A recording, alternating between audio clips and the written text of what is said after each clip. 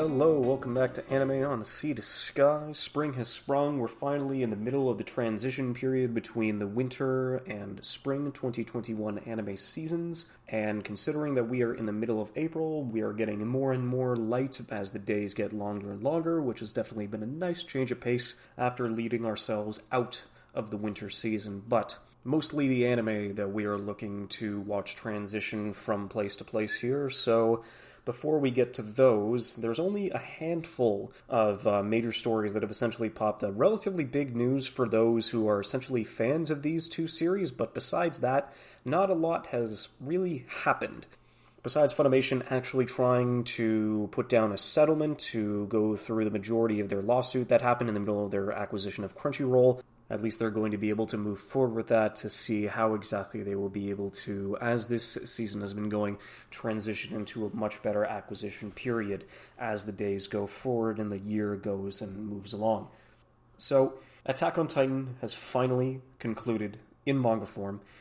It has been announced that Kodansha is going to be taking legal action against several accounts and individuals that are going to try and go through and illegally upload early leaks of the manga's final chapter, even though it has now been officially released. The fact that before the majority of the times and the majority of articles that were going through, a handful of days before the final chapter's launch, they were actually able to leak an indefinite and a false final chapter. I can't...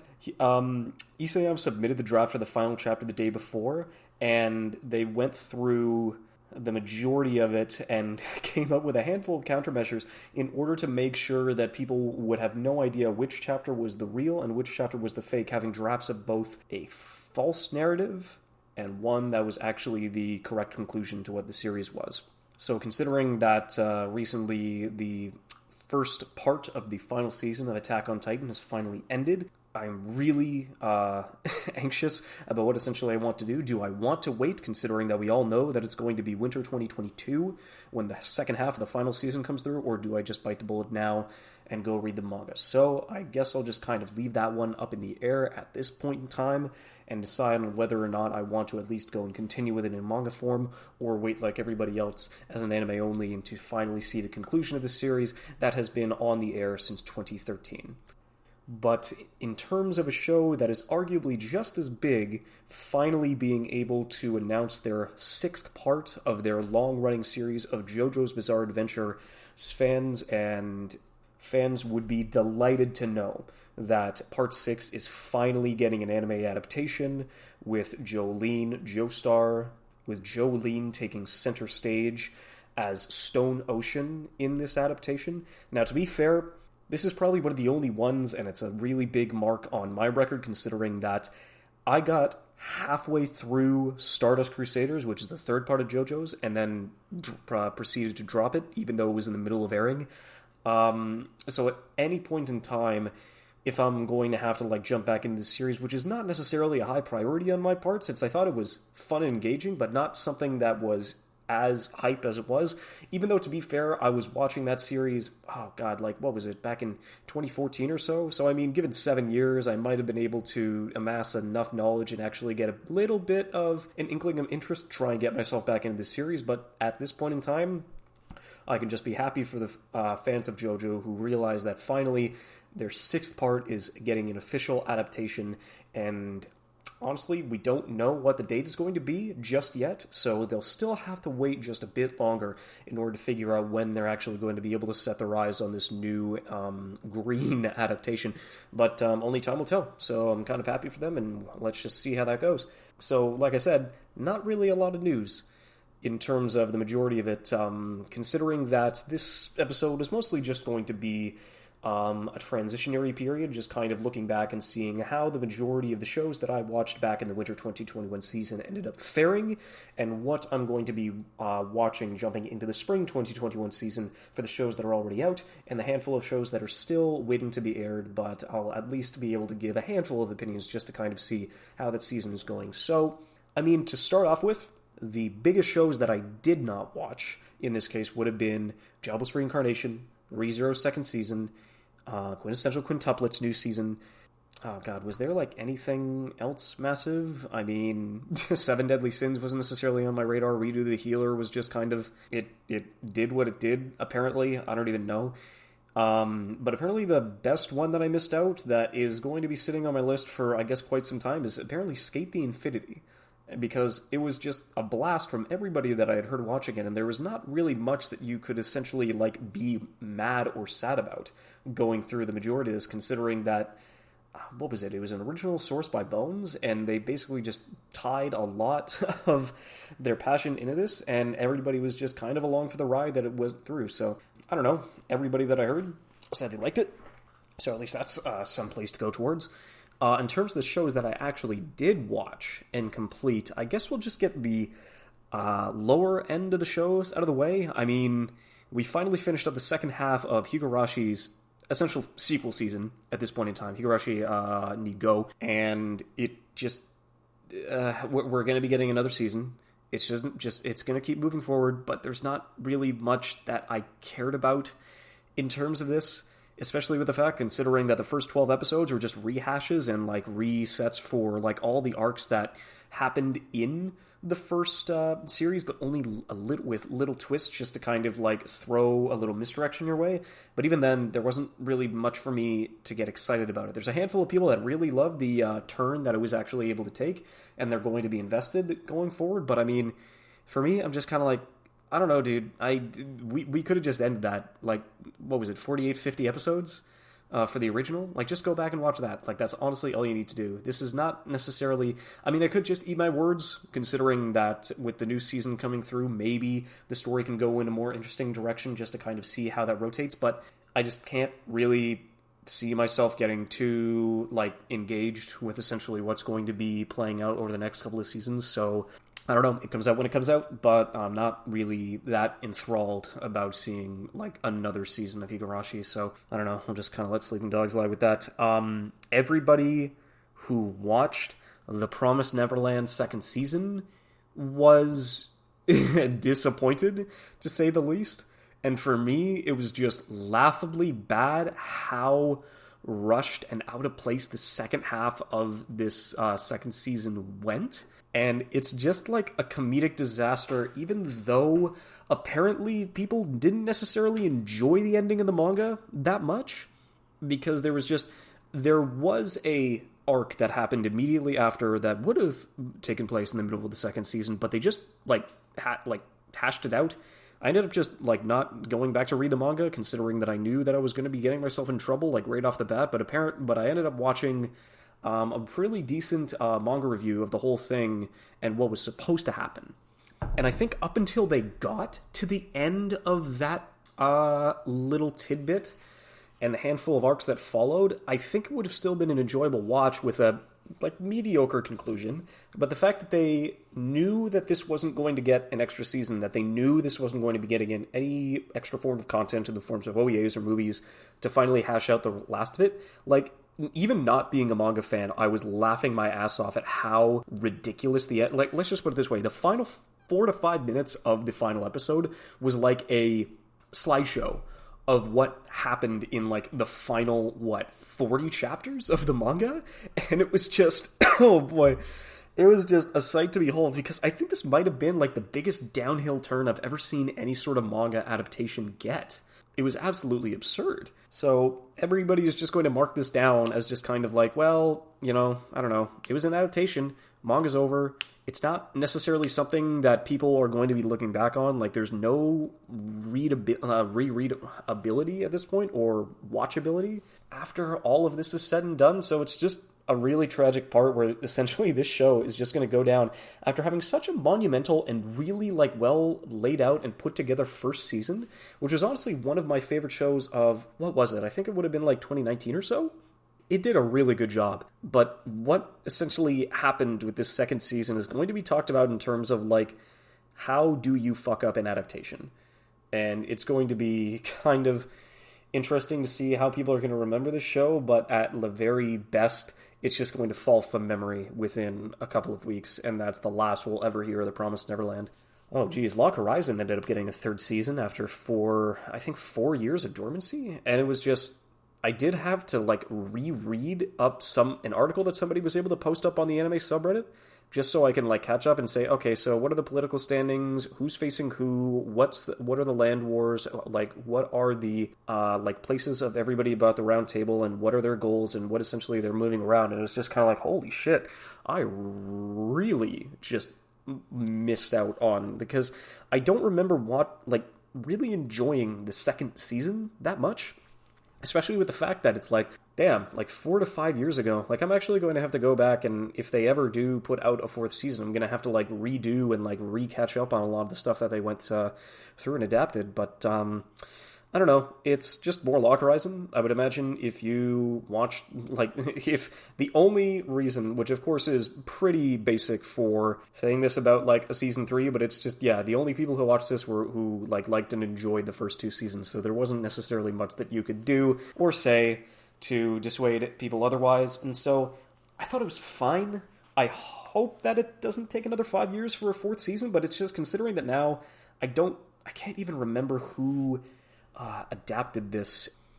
Oh, that's who it was. So it was Studio Dean who did seasons 2 and 3, with State Light being the one that ended up doing the first season, because it was like, I'm trying to think, oh, right, yeah, no, oh my god. So, no, it was like 6 years since, wow, it was almost 6 years since the second season came out, and it was just, and this was like the year or about 18 months before Studio Dean, like, got up like out of the muck, and like at that time Dean's reputation in late 2014 was just, there was nothing positive about it. And then you essentially had Dean's renaissance, where they did not only Konosuba, they also did Rakugo Shinju, and then like back-to-back masterpieces, and then it's just kind of like, oh yeah, no, is Studio Dean doing this? Hell yeah, dude, everybody's got something positive to say about them. So the reputation has definitely improved over the past 6 years, but it's like, damn, dude, yeah, season 2 and 3 are just like really, really, really wonky. And so, yeah, I thought it was fine. That is the most I can say about like either of those 2 seasons. So I'll watch more of it when it comes out, because I still enjoy where the story is going, but I'll just have to take and see what I can make of it whenever they decide to put that out. So at least I can say with the rest of the shows that I watched, I definitely enjoyed most of them to a degree that I was satisfied with. So Dr. Stone's second season, not really much for me to go through when they were reintroducing everything and we were just going to do the Stone Wars. It was really nice to see kind of like how the majority of the new characters were set up and how they interacted with the rest of the story, especially with what happened with Tsukasa at the end, and the fact that he was able to like get a little bit more of the spotlight and actually have like more interactions with Senku and the rest of the group, which were honestly like the final 2 episodes were definitely the most fun that I had out of most of the entire series. So I'm really glad to see like what they're going to be able to accomplish with the next one, because we definitely know that Dr. Stone is still going strong, and we know that it's going to get a 3rd season, and I'm definitely going to still recommend this to anybody who's looking for like more shonen action fare, but with a definite twist, considering that Senku is just such a unique protagonist in comparison to the majority of the guys that we've seen nowadays, and it's definitely something that has a really good, positive, scientific ring to it. So definitely a lot of good stuff there. Beastar's second season, as much as I didn't like it as much as the first, it still did a lot of good stuff with the content that they were able to go through. And with a lot of the relationships going through, at least in this one, we finally get to reveal the identity of the killer that was set up in the first season. So that was definitely nice to go through. Not really too big on Luis's arc going through. It was really fun to see him put in that kind of a position. Besides what happened, like the main conflict getting resolved in the final episode, not a lot else really grabbed me through the majority of it. Legoshi is still like a fantastic character to like follow after and dissect and kind of see what exactly he's thinking about. I really enjoy him and the relationships and connections that he has with the rest of the characters inside of the show. And it definitely is kind of unfortunate that Haru didn't necessarily get as much of a spotlight compared to the rest of it, because it was mostly just about Legoshi and Luis. Besides that, I really don't know what Studio Orange is going to be doing in terms of their projects moving forward. It definitely seems like they ended the season on a way where they could just let the story rest and recuperate.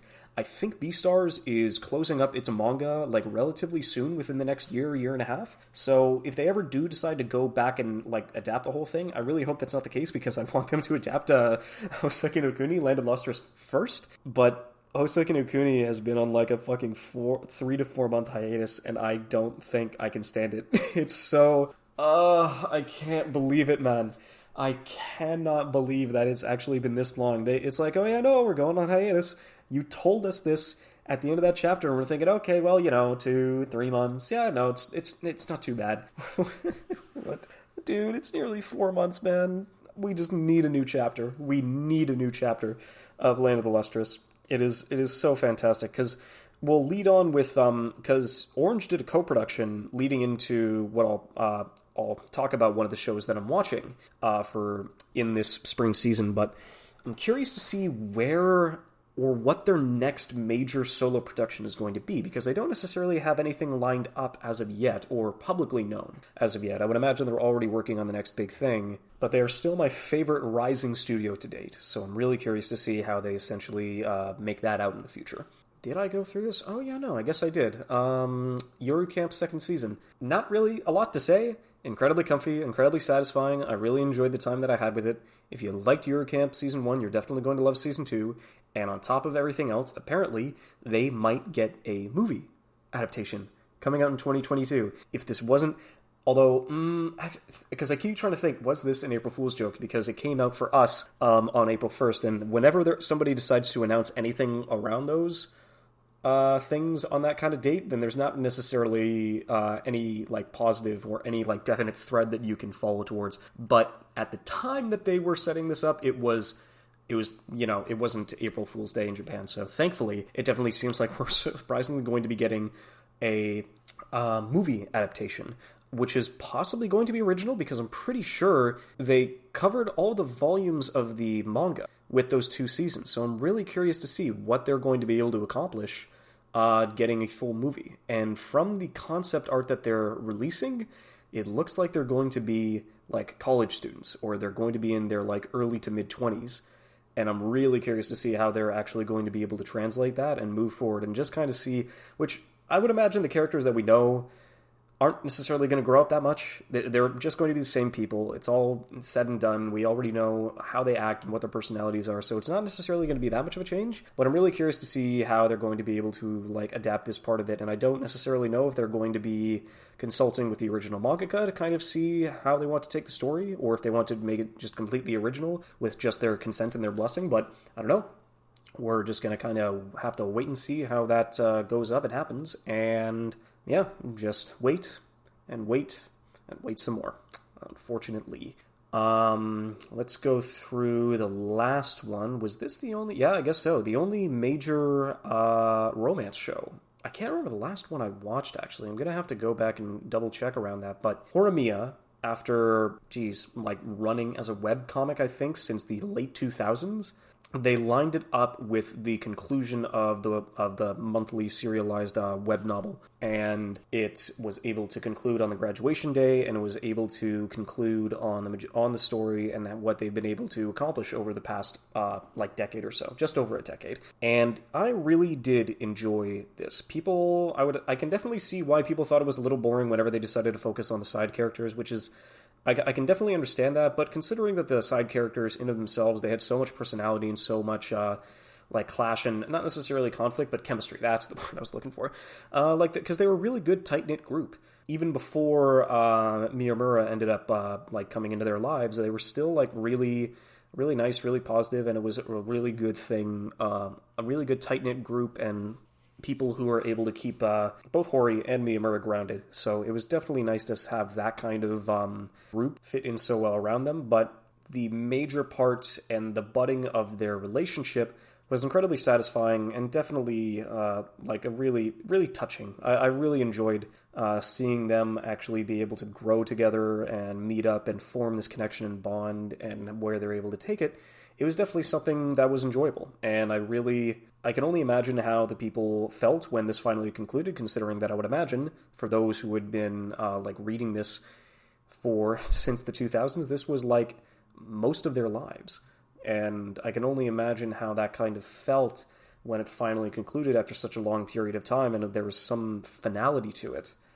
I mean, there might be extra chapters going through. The closest thing that I had in relation to that would have definitely been the ending of Relife, Because for real life, I read it for 2.5 years of my time, weekly, and they were still able to get a handful of extra chapters out, like after the rest of it, like a handful of epilogue stuff, so I wouldn't be surprised if they do decide to go down that road, just to go and create a little more content for those who are thirsty for more, but I don't know, I was satisfied.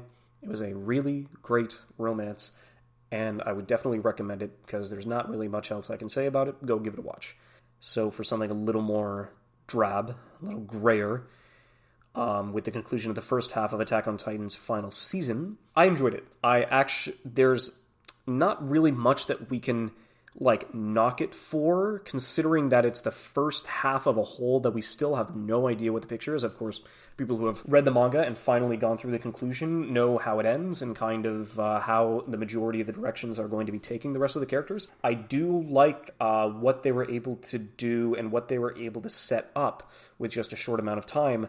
I think that was kind of the only thing that I had to really adjust, because we're introduced to a new set of characters, even though we've been with our original cast for 60 episodes or so, and thinking that we would have to also empathize with this new group right off the bat in the middle of a massive conflict was kind of the only questionable thing I had going against it. But besides that, the amount of just content and conflict they were able to get into 16 episodes going through was more than enough satisfactory. So I would definitely give it a pass, and I cannot wait for the final season to conclude. I just really hope that MAPPA is not taking too much more than what they can handle, because hot damn, dude, they have so many shows lined up for 2021. It's on top of the stuff that they did last year. So it's just, the only thing I can say to them is just good luck, and I really hope that you're able to pull this through. But in terms of production issues, I mean, a show that I ended up picking up after the season was over,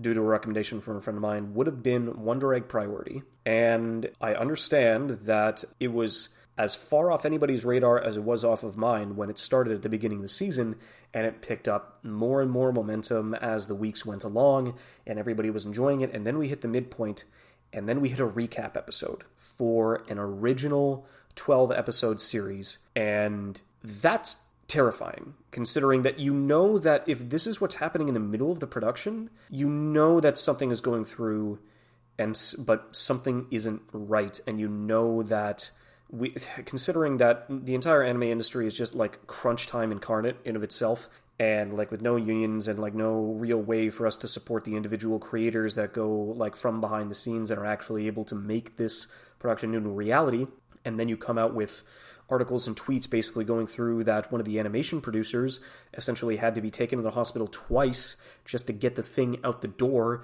is just a real eye-opener, and is just tragic in of its own right, because they're all in this for the same reason. They all want to do what they can because they're passionate about this work. You do not get into the anime industry for the money, for the prestige. You get it because you're passionate about the medium. And it's so easily often that this passion is basically exploited that it's basically a second thought to thinking about any of the creative hands on this project, whether it's the directors, whether it's the producers. Not necessarily the producers that fund the show. They are essentially able to get away with only suggestions and not having to put too much into it besides just notoriety, but just the animators and the majority of the staff that are actually forced with getting this thing to completion. It's just really sad when you pull the curtain back even more and just realize, God, it's just a hell out there. Which is nothing to dock anything on the show's quality, because that's the thing. One of the only reasons why a lot of these why a lot of the word was able to get out is because of how much traction the show was able to create, because of the quality that it had between the set of the characters, with how stylized and perfectly set the production was, how all the fight scenes were able to move themselves into a really good place with the majority of the themes and the story that it was able to construct. And the only positive thing that we can take out of this is that they have now given essentially the staff in the studio, we're not going to get the final episode of Wonder Egg Priority until June. So at this point in time, they've got another 2.5 months to finalize and get this final episode out the door, which I'm really curious to see how they concluded, because I'm really enjoying what the show was able to give me and what they were able to accomplish in this short amount of time. And it's definitely something that I would recommend from the bottom of my heart towards everybody who is looking for something a little more stylized and something that's a little more out there and a little more avant-garde in comparison to the majority of the stuff, which is definitely something that you really enjoy, because there's only a handful of original things that come out every season, and the vast majority of them don't necessarily get off the ground, and they're not necessarily ones that are too high with their ambitions and with their goals. But along comes Wonder Egg, and you know how much trouble the production came through in order to at least get this thing out the door. Is just something that you really hope for and push for, to try and make a difference and to try and figure out a way to help these people. There's going to be a online magazine that's going to be going through in between the gaps of the final 2 episodes of Wonder Egg, and so I definitely recommend people donating to that if they are so inclined to just kind of help get this kind of word out in the open, and to help hopefully support those who are trying their damnedest to at least finally and give this show a positive conclusion.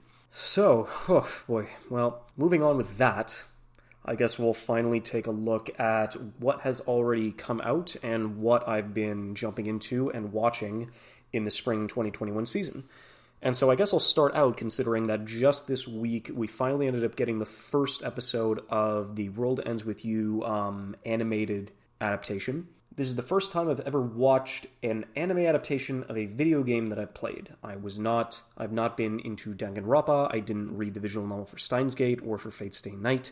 I didn't play any of the Persona games, so essentially this is the first time that I've been able to go through, and the first thing that I guess I have to say is like, holy shit, I didn't realize that they're going to have to pace this thing this fucking fast in order to get the entire story out the window, because it's like, dude, we went through 3 days of the campaign in one episode, and they're also like introducing new fact that apparently noise can affect players, which wasn't really much in the game. Noise can physically manifest and attack the players, but they don't necessarily take over their psyche like they do with the majority of people who are in the upper world. So I'm kind of curious to see how they're going to be moving that forward, but the soundtrack, still ballin'. I really, really, really, really love this soundtrack, and how it just makes me smile every single time they bring out either a battle theme, an idle theme, the opening main menu when they're walking through Shibuya, and they're able to at least get the majority of the tracks composed by Takeharu Ishimoto. Honestly fantastic, like brings you right back into the 2000s.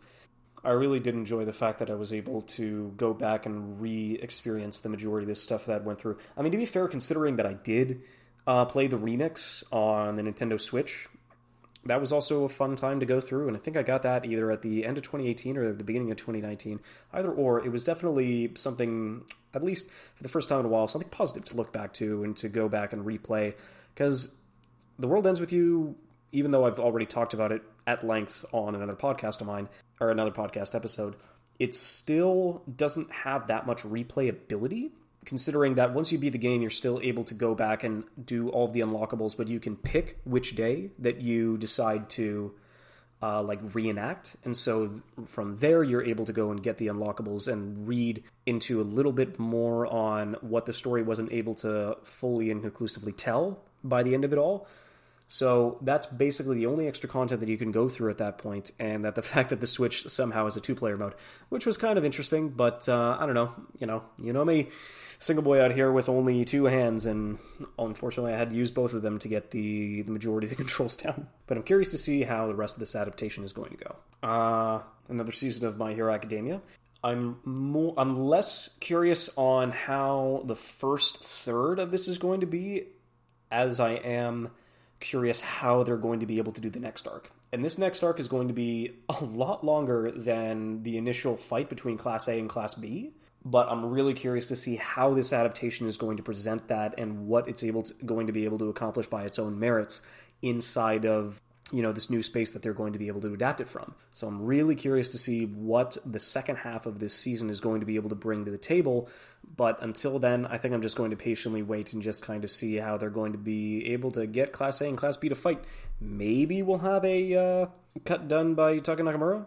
Maybe we won't, but we definitely know he's going to be able to do one of those cuts in the second half, so just going to have to wait and see. But one of my more sought-after seasons that are going to be jumping through, and I was already choking up a bit when the first episode was able to go through, and considering that this is going to be Fruits Basket's final season, I'm really curious to see how this is going to conclude, considering that I really enjoyed the first 2 seasons. It has the potential to be my favorite shoujo series of all time, with the current one standing at the top being His and Her Circumstances, which I would also give a hearty recommendation. Really want people to go watch that. But I'm really curious to kind of see how this conclusion goes through. It's thankfully a situation where when the manga ended, there wasn't an outcry, there wasn't backlash, it was just a good ending, a good solid conclusion that people were happy with, and that's honestly all I can ask from this series. But I guess if there's anything else, it's just kind of making Toru a little bit more of an active protagonist, considering that I think we're finally going to be able to realize what other trauma, what was related to her father's disappearance and death. I'm really curious to see how that's going to be able to be brought forward and how that affects her character, because that's one of the only negative things I can say about the entirety of Fruits Basket is that she's just too pure and too perfect. But the majority of the spotlight goes on to the rest of the Zodiac members and the characters, which really have their own opportunities to shine. And it's also one of my favorite ensemble casts in terms of in any romance anime period. So I'm really enjoying how they were able to go through the first episode, and hoping that for the rest of it, which looks like it's going to be anywhere between 13 to 15 episodes as a conclusion, all I can hope for is that, as the manga did, it sticks its landing. But now we need to get into some fighting here. We need to get some hot shonen spirits, some robots, some monsters, and everything in between. And 2 of those shows going through would be oh boy, let's try and pronounce this. Dynazenon. Okay, that's a little better. This is essentially not a sequel. It doesn't look like it's a sequel series, but it's more like something in the tokusatsu version where it's kind of here's a SSSS first season with a whole set of characters, and then there's going to be a second season with an entirely new batch. So we kind of get anybody who watched and enjoyed the first season of Gridman is most likely going to enjoy this too. Because otherwise, there's not really much of a reason for you to jump into this series other than you're looking at it and thinking, oh, dude, giant robots fighting giant monsters. Welcome to Japan. I like the aesthetic. I like the fights. And I'm really curious to see what ideas and what themes they're going to try and go through, because Rika and Akane's entire dynamic within the first season and how they were able to take the spotlight and what they were able to accomplish with their relationship by the end of it, I was a really big fan of it. So I'm hoping that Dynazenon is able to produce a similar kind of feeling by the end of it, and actually give us a little more to have fun with. Oh yeah, Thunderbolt Fantasy is also at a 3rd season, which also just came out of nowhere for me. Because it's a co-production with Taiwanese hand puppets and Japanese voice actors, and written by Gen Urobuchi. If you didn't know this was coming out, well, neither did I. Did you like the first and second seasons? Okay, then you're probably just going to like this one too. That's the only reason anybody would ever jump into this show, period. Because there's just not really a lot to say about it, other than you're really just going to have to see this for yourself, where it's just Taiwanese hand puppets. How the fuck can that be entertaining? It's well, you'd be pretty surprised. There is a lot of talking, though. That's probably just one of the only knocks that I actually have to give it. And now coming to a show that is in Netflix jail at the moment, but is still getting a handful of episodes coming out at a time through the internet, find your own way, is Godzilla Singular Point. And so this is the one that I was talking about earlier, in the sense that this is a Bones and Studio Orange co-production, with Orange taking care of the majority of the CG and the backgrounds and a lot of the monsters, which from the first 2 episodes are really well detailed, and they fit very well into the scene. Even though the majority of the assets are completely monster and alien in nature, it's really well integrated, especially with the action scenes that they go through with the robots that I imagine we're going to be getting a lot more action with, considering that's a very common theme this season. But it's been a really strong start to, even though I'm trying to think about all the Godzilla titles that have basically gone through since I haven't necessarily been too in tune with all of the North American productions of Godzilla.